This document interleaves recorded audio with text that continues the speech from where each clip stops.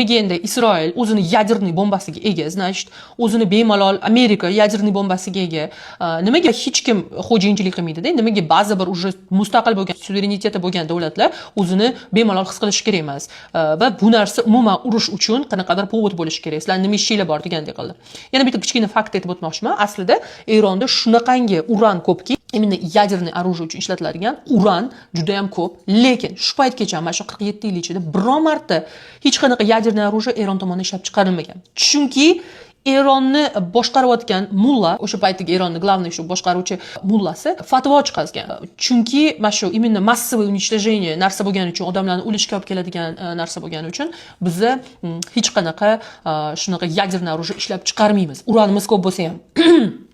Lekin hozirgi zamonda ядерный оружиеsi bo'lmagan davlatlarni pisand qilmaydi juda ham ko'p davlatlar va bu sizni o'zingizni davlatingizni suverenitetingizni himoya qilish vositasi. O'shaning uchun ham Eronni umuman Eronga kirish aslida hamma biladi, bu povod, asli maqsad neftida, Eronning nefti. Tramp bu haqida juda ham ko'p marta aytdi, lekin bahona qog'ozda dokumentda yozilgani bu Eronni urandan foydalanib shunaqa все уничтожающий mana shu hamma butun dunyoni yo'q qilish mumkin bo'lgan ядерный оружие ishlab chiqaryapti, ядерный programmasini ustida ishlayapti deb shu narsa bahona bo'ldi.